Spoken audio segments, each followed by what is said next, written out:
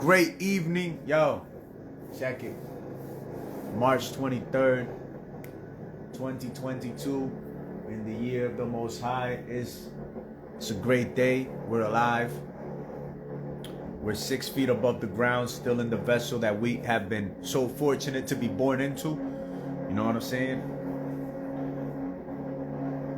If you're that individual, if you're not a newborn child, hey, you're fortunate, fam. You're still living the experience of the life that you have been given as who you are right now. Alright? And you still have that opportunity to produce the changes that are necessary for you to have the experiences that you desire and to create the lifestyle and life of your dreams that you wish for. But it's going to take action.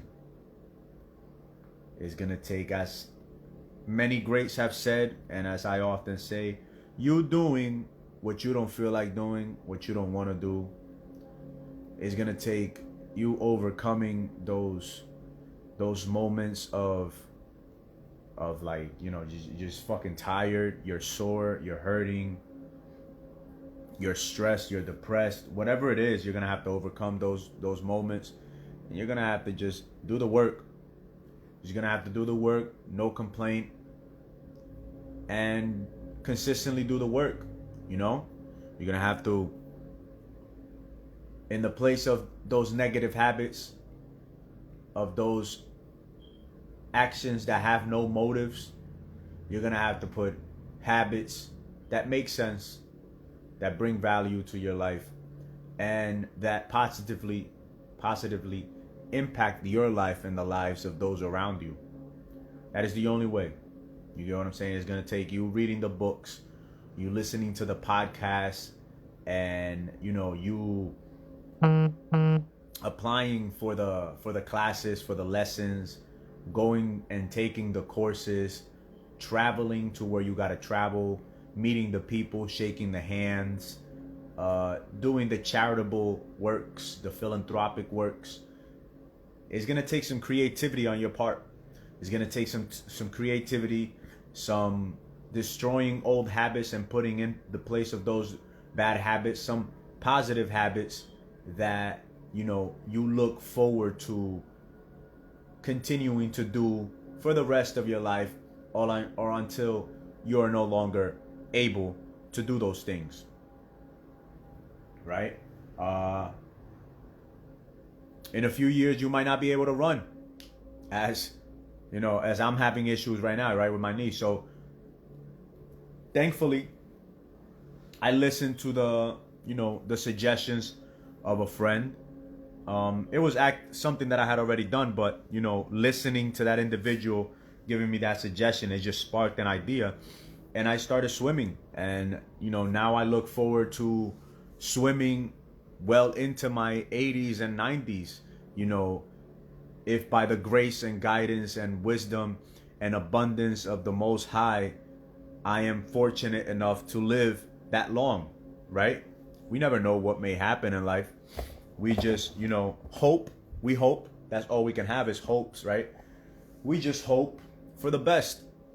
We plan for the worst, but we hope for the best, because we never know when Charlie is gonna come knocking on the door and all hell breaks loose and something negative happens. We never know, so we prepare.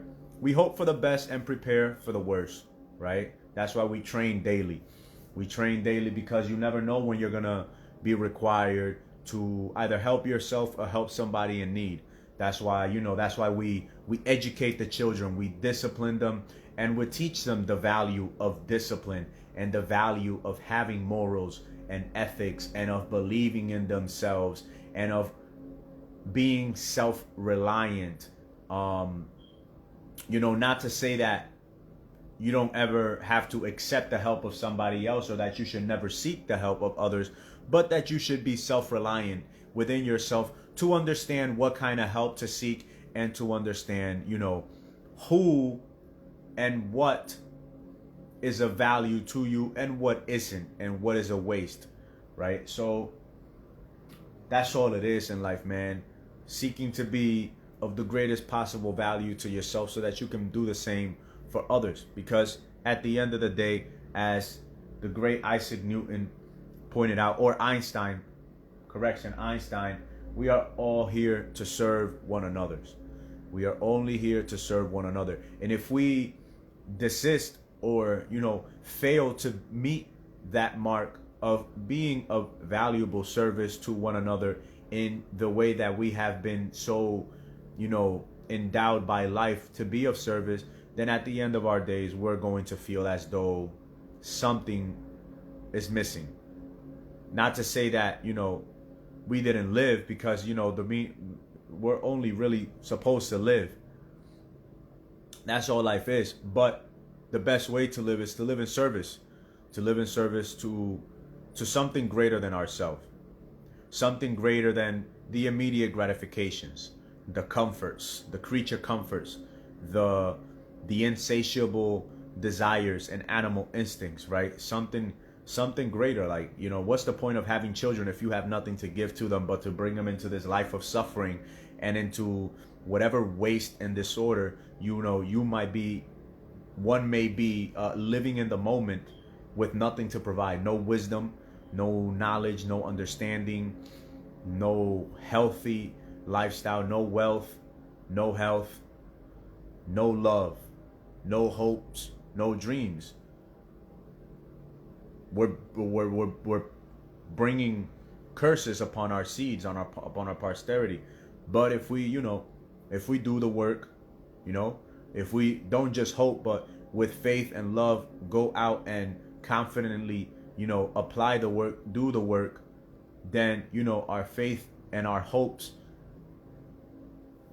will bear fruit. And we will have something of value to give to our children. And hopefully we may create something so great that we not only can provide to our children, but that something that lasts to our children's children and their children. That's my goal. I hope that it is somewhat your goal. If not your great grandchildren, then at least your great grandchildren. You get what I'm saying? Or your grandchildren. That you work, on your craft, on yourself, to a level that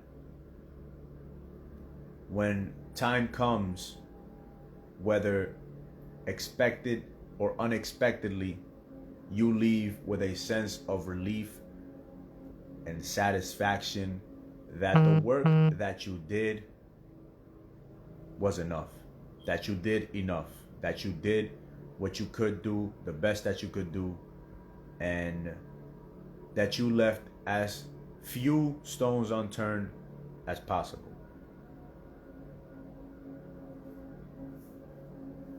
But other than that, I wish you guys the best. I hope nothing but the best for you all, wherever you are, wherever this message finds you, and that you are able to overcome, your procrastination and your slothful and laziness with diligence, with courage, with tenacity, with a focused, purposeful effort that allows you to persevere and persist consistently with self-discipline through whatever obstacles, whatever trials, whatever hardships, whatever struggles, whatever shortcomings, whatever failed relationships and, setbacks and turn downs and rejections that may come your way, that you are able to overcome these things with grace, with hope, with faith, love, and remain committed to whatever goals, whatever purpose, whatever vision, whatever wishes, whatever desires you have for yourself and you set for yourself, and that you go towards them with courage